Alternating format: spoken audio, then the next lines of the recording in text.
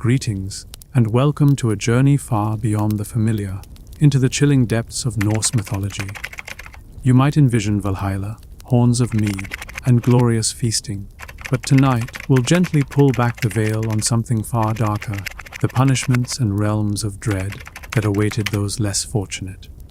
You see, while Valhalla shines as a beacon for the chosen, a warrior's paradise filled with endless battle and feasting, the Norse cosmos held many other, less inviting destinations. Imagine the crisp, biting air of a winter night, a cold that seeps into your very bones, and then multiply that by an eternity.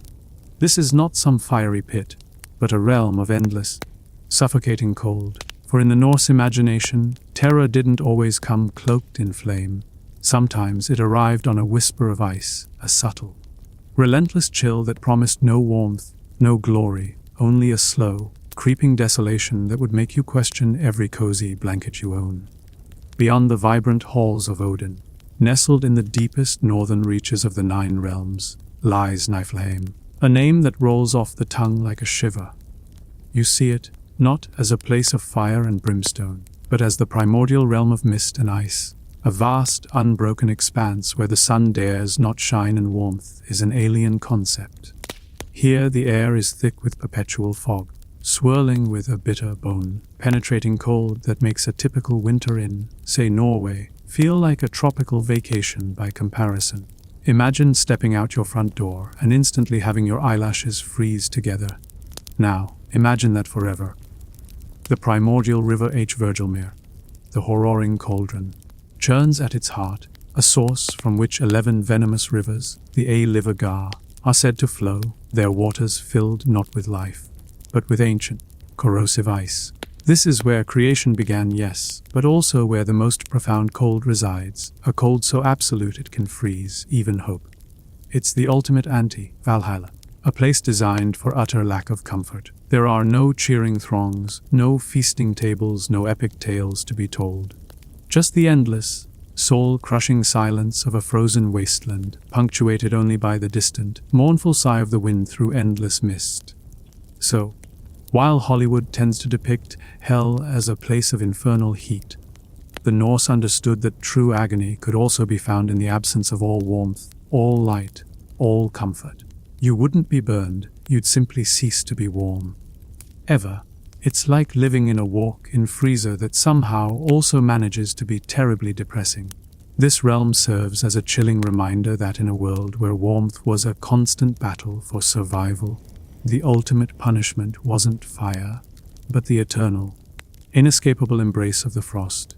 It's enough to make you appreciate even a slightly warm glass of water.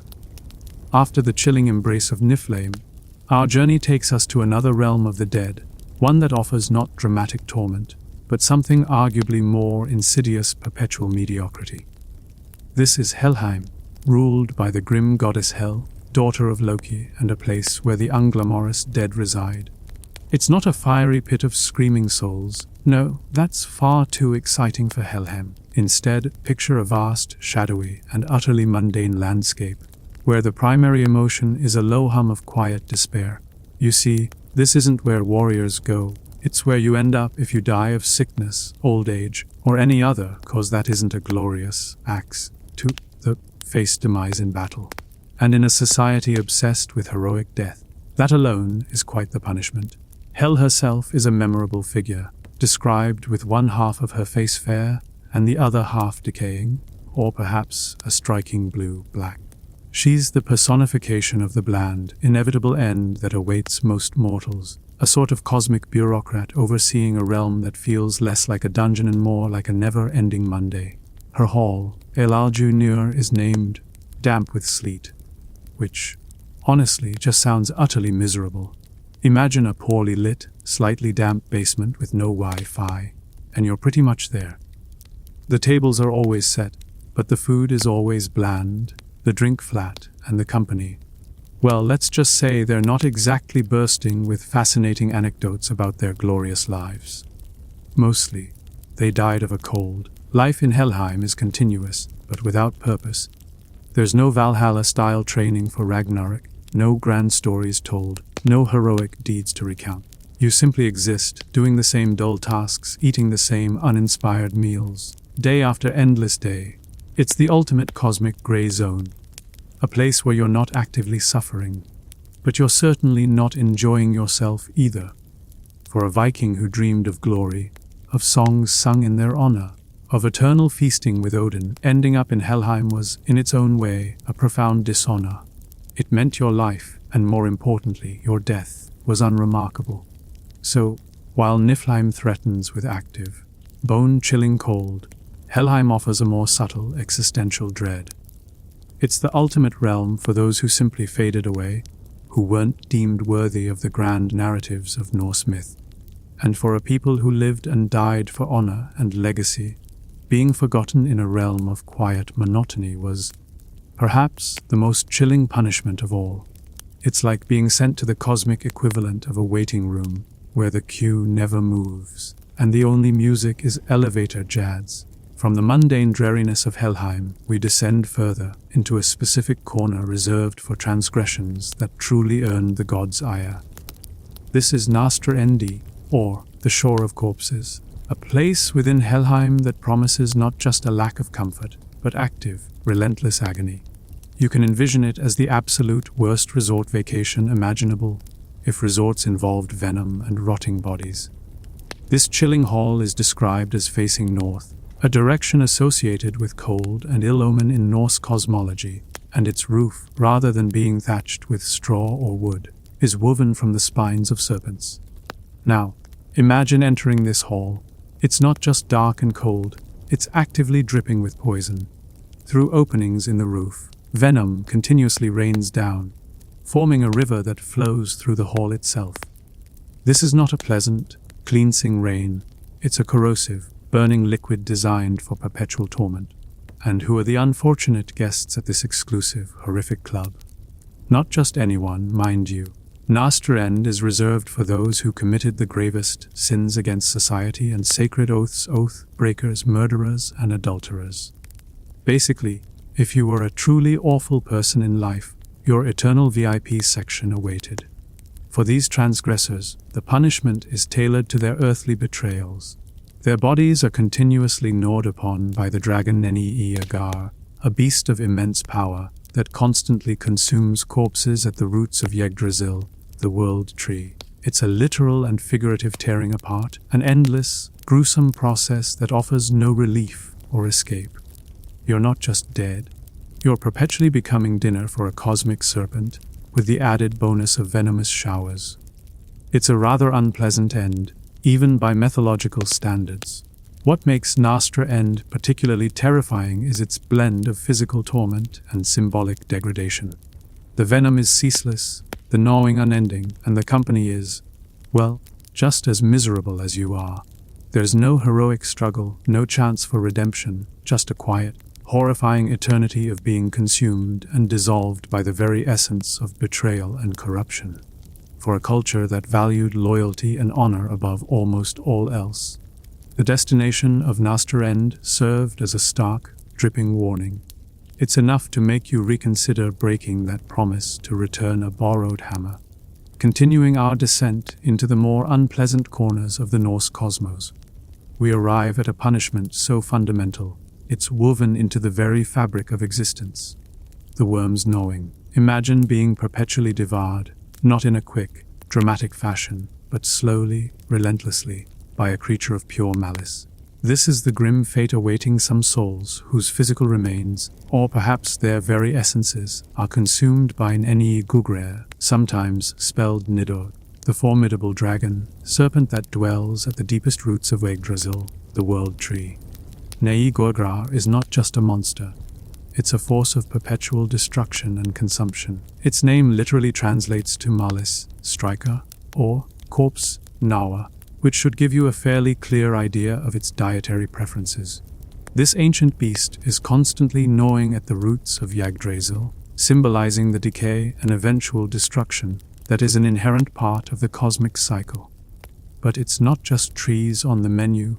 Human corpses, specifically those of oath breakers, murderers, and adulterers, end up in its maw, alongside the unfortunate inhabitants of Nastrond.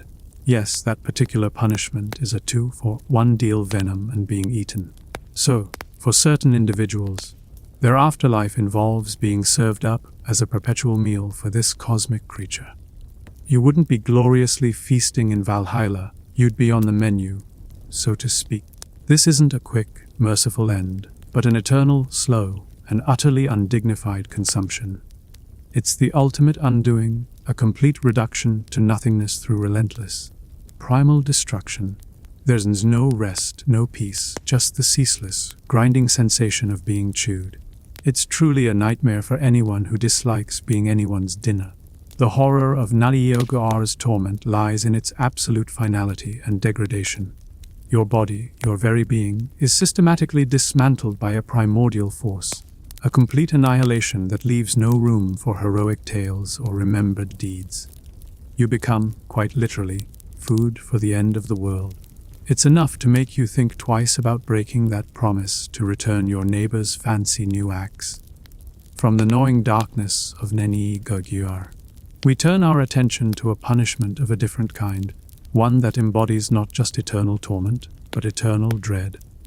This is the fate of Fenrir, the monstrous wolf, a creature so terrifying that his very existence is a living prophecy of destruction. He's not just a big dog, he's the son of Loki, and destined to play a pivotal, catastrophic role in Ragnarok. Imagine being so dangerous that the gods themselves, who regularly wrestle giants and slay dragons, decide their only option is to bind you with unbreakable chains. That, in itself, is a testament to the sheer terror Fenrir inspires. The story of Fenrir's binding is a tragic one, a tale of prophecy and desperation. The gods, foreseeing the immense destruction he would wreak during Ragnarok, tried repeatedly to shackle him. Their first 2 attempts, with chains named Lading and Dromi, were met with contemptuous ease by the growing wolf. Fenrir snapped them like twigs, likely with a rather smug expression, which probably annoyed the gods to no end. It's like trying to tie up a runaway toddler with a piece of string. Only the toddler could swallow the sun. Realizing that conventional means wouldn't work, Odin sent for the dwarves, master craftsmen of the cosmos, to forge a chain unlike any other. This chain, named Gleipnir, was not made of metal, but of 6 impossible ingredients: the sound of a cat's footfall, the beard of a woman, the roots of a mountain, the sinews of a bear, the breath of a fish, and the spittle of a bird. These are things that do not exist, making Gleipnir impossibly strong, light, and thin like silk. It's the ultimate magical restraint, a piece of cosmic trickery.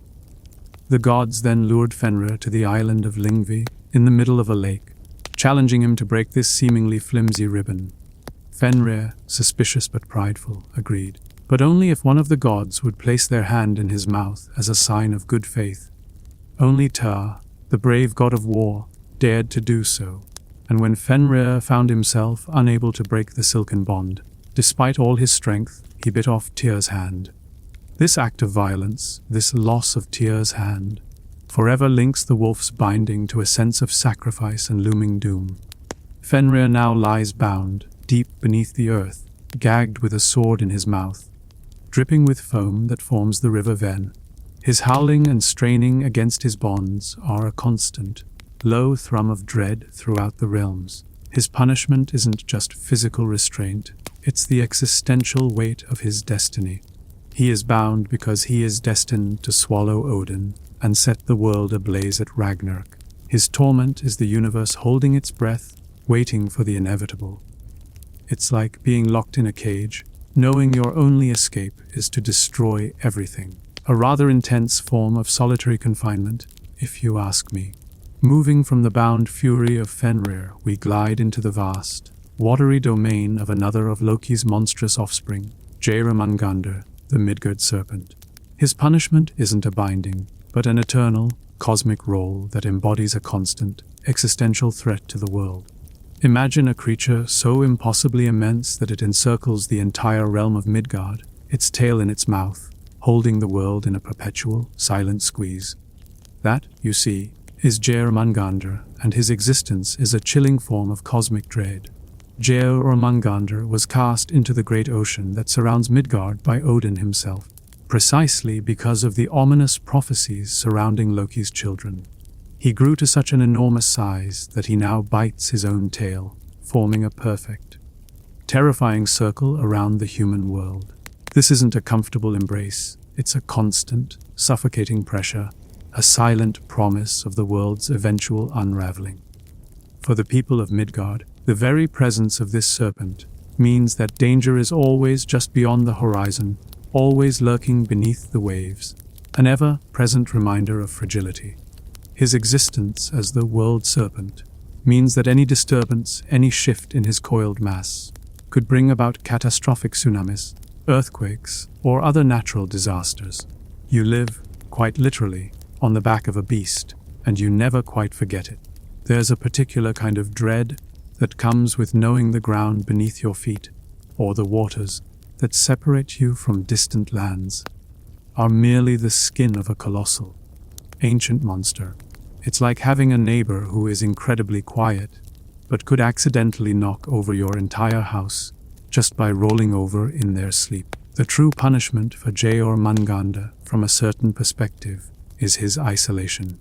He is forever bound to his task, forever encircling the world, unable to truly interact with anything beyond his own colossal form. His destiny is to fight Thor at Ragnarok, a battle that will result in both their deaths, and his final thrashing will truly shatter the world. So, his punishment isn't just a physical position, but a grim, solitary wait for his prophesied, destructive end. It's a rather extreme form of time out. If you ask me, with the added pressure of knowing you're going to destroy everything when it's over. From the agonizing drip of Loki's venom, we shift to a punishment so visceral and gruesome that its very existence in the sagas is debated among historians. This is the blood eagle, a method of execution so horrifying it makes other medieval tortures look like a gentle pat on the back. While its historical accuracy as a literal ritual is questioned, some scholars argue it was a poetic literary device rather than a practiced punishment. Its description alone is enough to induce shivers and serves as a potent symbol of ultimate Viking vengeance. You see it laid out before you, an enemy chieftain or a particularly despised foe. The ritual, as described in Norse sagas such as the Orkneyinga saga and Heimskringla, is designed not just to kill, but to utterly desecrate and dehumanize. Imagine being held down, face to the ground. The executioner, often a victorious enemy, then uses a sharp blade, typically a seax or a sword, to cut along your spine from the backbone down to the ribs. It's an agonizing process, described as carving ribs from the spine, one by one, with meticulous, horrific precision. But the horror doesn't end there. Once the ribs are detached, they are then pulled outwards, away from the body. Picture them being splayed open, resembling a pair of blood-soaked wings. To complete the gruesome eagle, the victim's lungs are reportedly pulled out through this gaping wound and draped over the splayed ribs. The entire process is designed to mimic the shape of an eagle in flight, carved onto the victim's back, all while they are still alive. The sagas often emphasize the victim's agonizing breath, quivering of the lungs, as a sign of the ritual's completion. This, one imagines, is not the ideal way to spend a Tuesday afternoon. The purpose of the blood eagle wasn't merely execution. It was a profound act of ritualistic humiliation and sacrifice, often performed to avenge a particularly heinous wrong, or to ensure the victim could never enter Valhalla. Dying without a weapon in hand, or in such a debased manner, was considered a mark of profound dishonor, a way to condemn the soul to the dreary halls of Helheim, rather than the glorious feasting of Odin. It was a visual message to any onlookers: this is what happens when you cross a Viking, and perhaps more importantly, when you break sacred oaths or betray your kin. Whether the blood eagle was a literal practice or a vivid literary embellishment, its enduring power lies in its sheer brutality and the psychological terror it evokes. It embodies the absolute extreme of Norse retribution, a punishment that seeks not just to end a life, but to utterly obliterate a legacy, ensuring that the victim's final moments are spent in unimaginable agony and profound dishonor. It's the kind of punishment that makes you very, very careful about who you choose to annoy. Beyond the deliberate cruelties inflicted by gods and vengeful warriors, the Norse worldview held another, more pervasive form of punishment, the relentless wrath of the elements themselves. For a people living in a harsh, unforgiving landscape, death by nature wasn't just an unfortunate accident, it was a profound failure, a silent judgment from the cosmos. You see, while dying gloriously in battle might guarantee you a spot in Valhalla, perishing from exposure, drowning in a storm, or simply starving to death often meant a bleak, ignominious afterlife in Helheim. Imagine, if you will, the sheer terror of being caught in a sudden, furious blizzard in the frozen north. The wind howls, a relentless, icy tormentor, stripping away your warmth layer by layer. The snow blinds you, disorients you, turning familiar landmarks into ghostly, unrecognizable shapes. Your breath freezes in your lungs, and your limbs grow heavy, then numb. For a Norse traveler, getting lost in such a storm was a death sentence, a slow, freezing oblivion where the world itself seemed to conspire against you. There's no glory in freezing to death alone in a snowdrift. There's only the cold, hard reality of your own vulnerability. Or consider the unforgiving embrace of the sea. For a people who sailed the tempestuous northern waters, a storm at sea was a common, yet utterly terrifying prospect. Waves as tall as longhouses, winds that tore sails to shreds, and the crushing, icy grip of the deep.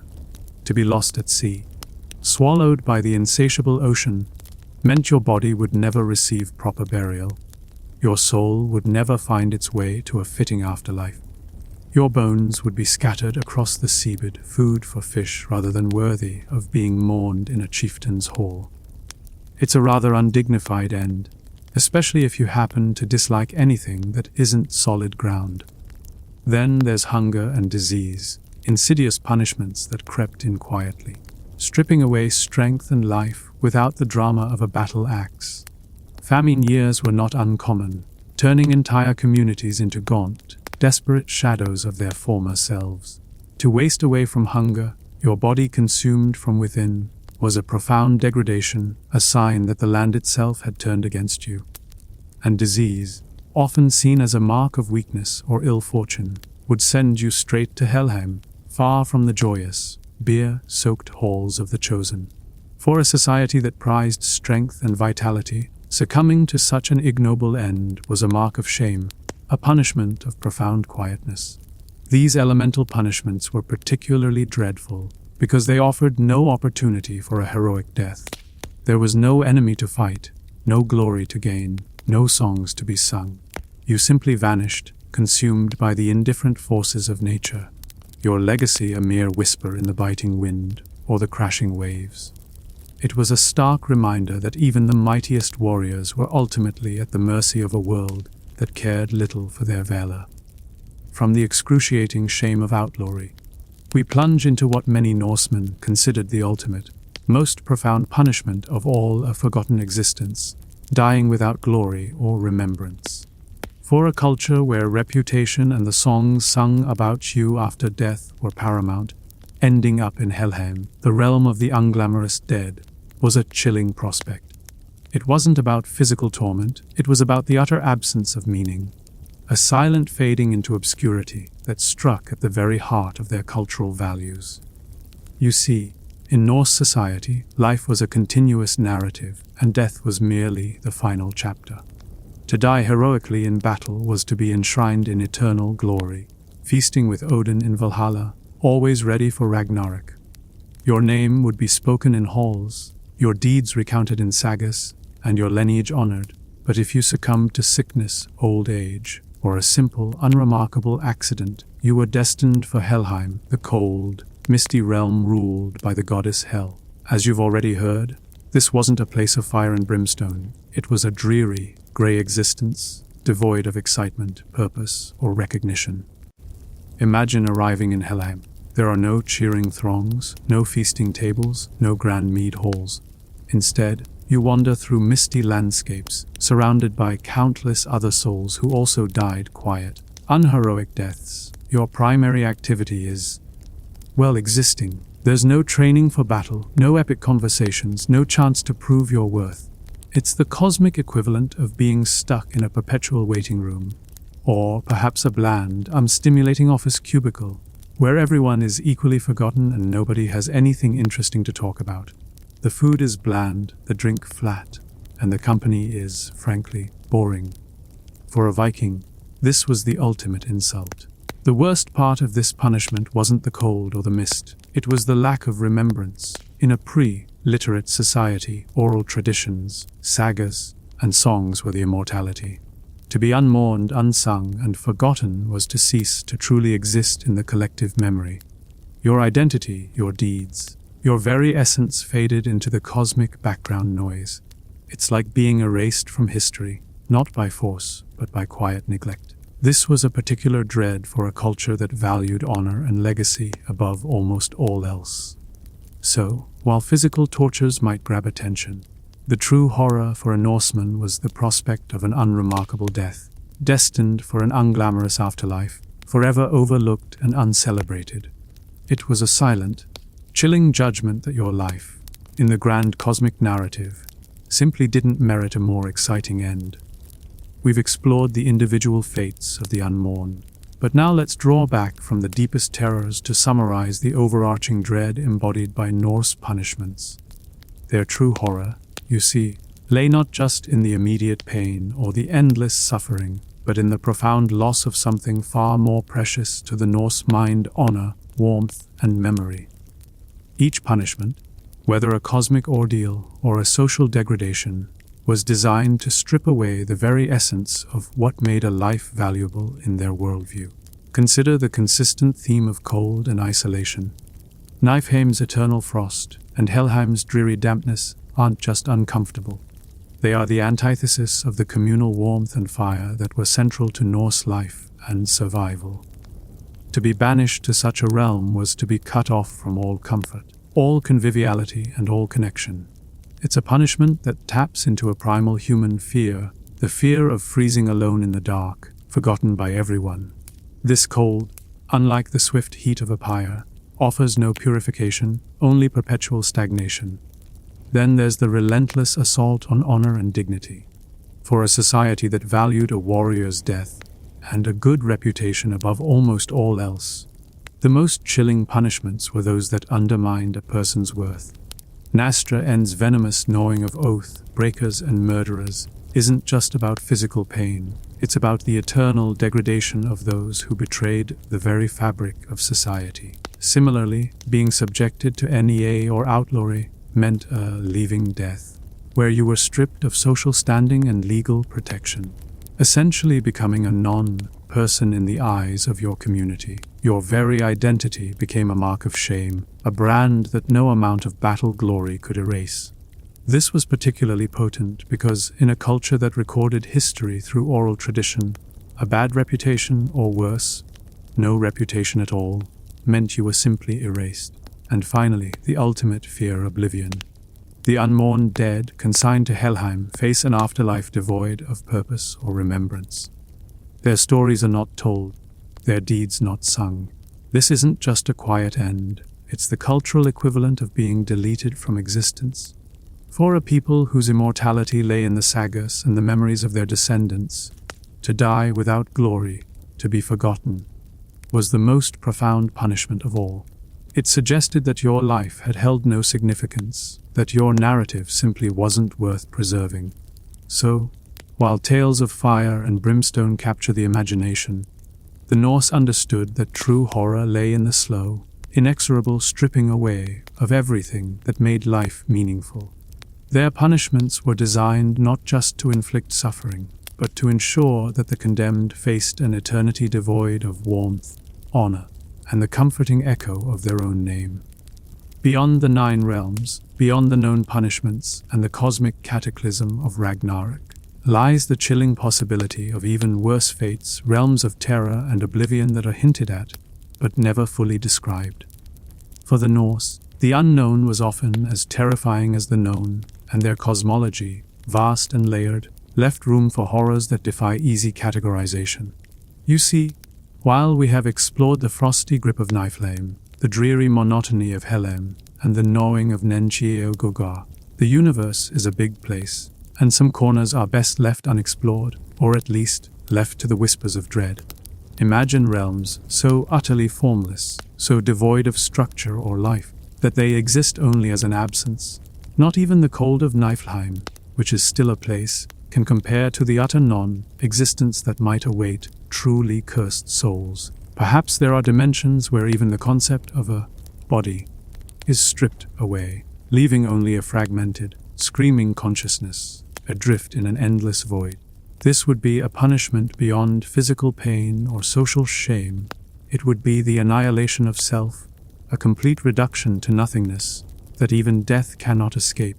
It's like being sent to a cosmic black hole, where you're not just forgotten, but entirely unmade. Consider, too, the possibility of being trapped in perpetual, meaningless cycles, perhaps echoes of their own worst deeds, replayed for eternity without escape or resolution. Not a deliberate torment by a serpent, but a self-inflicted, inescapable psychological prison.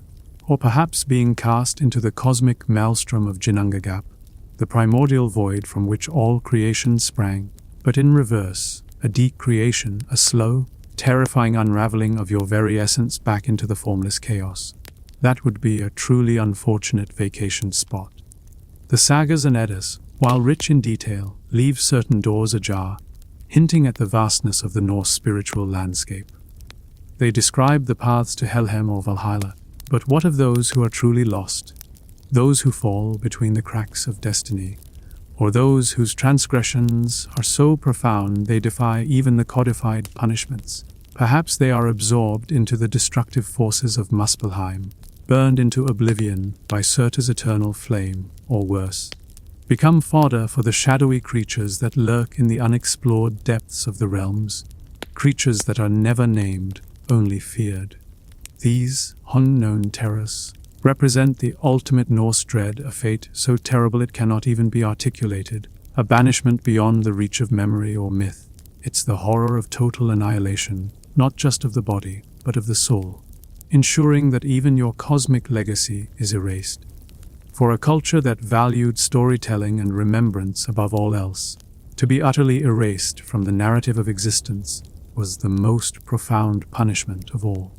It's enough to make you very, very careful about what kind of secrets you keep. You've traversed the icy reaches of Niflheim, experienced the bland despair of Helheim, witnessed the gnawing of Njörður, and felt the existential squeeze of Jormungandr. You've seen Loki's venomous torment and the brutal, debated horror of the blood eagle. We've considered the wrath of nature and the crushing weight of social outcasting. Now, as our journey through Norse mythological punishments concludes, you're left with the enduring echoes of these ancient terrors.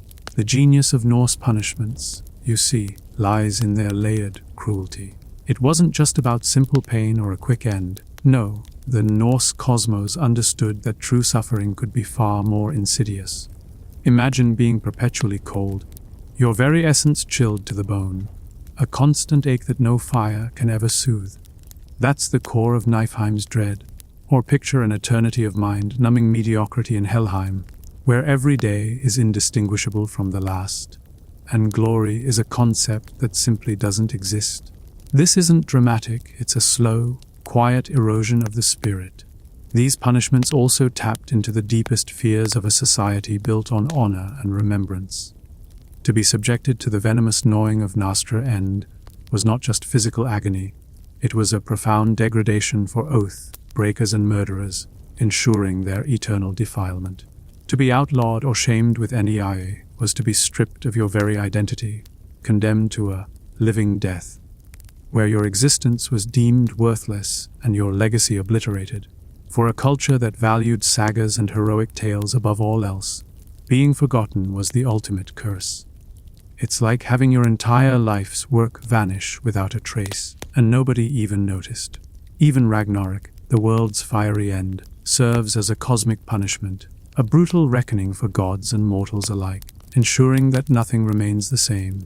Yet, even in its devastating finality, it holds a promise of rebirth, A cyclical renewal that suggests punishment can also be a form of necessary, violent cleansing. It's a rather extreme way to tidy up, if you ask me. So, the next time you think of Norse mythology, look beyond the gleaming swords and the horns of mead. Remember the whisper of the biting wind in Niflheim, the quiet despair of Helheim, the ceaseless gnawing beneath the world tree. These are the echoes of dread, the enduring warnings etched into the very fabric of their cosmos. They remind you that while glory might be a prize, anonymity, cold, and dishonor were the ultimate, terrifying punishments. And in the end, they linger not just in ancient texts, but in the deepest parts of our own human fears.